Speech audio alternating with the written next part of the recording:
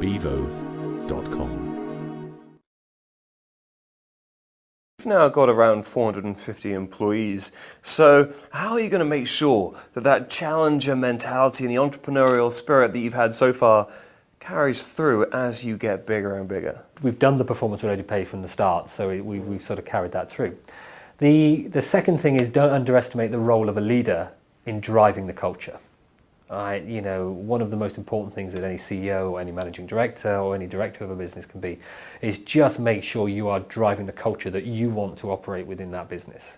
So, sad thing is, you've got to walk the walk. Right? You've got to deliver on the behavioural standards that you are saying to others, and you have to deliver that yourself. Don't say that we're a warm, cuddly family and then walk around with a big stick and beat people, because you know what? Your credibility will last a nanosecond, right? When you do that. So you have to be honest and truthful to yourself in terms of who you are. You have to not be afraid of asking for constant feedback about how you're doing.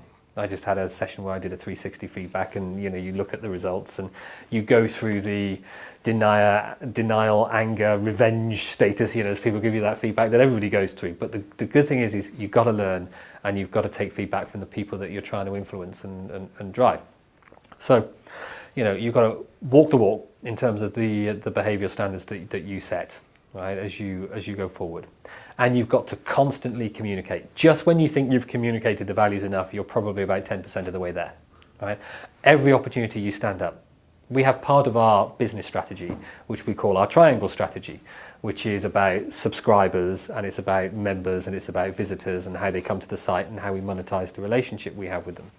I go into meeting rooms and I see people describing our strategy to external people, and they've got the triangle and they're working through it, and we just constantly reinforce it and make it work. And people want that. They want the comfort of knowing the direction they're going, of consistency in values. And where you see behaviours that are inconsistent with your values, you need to take action. And whether it's 6 o'clock on a Friday night and everybody's going home, or whether it's in the middle of the day, or whether it's in front of lots of people or in front of no people, you've got to be consistent in terms of driving home those values. If customers are really important to you, and one of our values is loving our customers, as you'd expect from Love Film, then you've got to ensure that at every turn and every meeting you are consistent about, okay, what is best for the customer? How do we make that decision? How do we drive that forward? And you have to catch yourself, and it's sometimes tough, and sometimes there's trade-offs that you have to make between team and customers and shareholders and all those other things. Yeah. But once you've set those values, be consistent to them. You've got to live them and breathe them, and if you do that, it'll take a bit of time, but the organisation will begin to do it too. Yeah. And I've worked for some fantastic companies, right, who've had great values, and they've had the ability to do that, but not everything has been how I wanted it. And an opportunity in Love Film has been to say, okay, what do I really value? What is really important? And how can we live and breathe that in our organisation?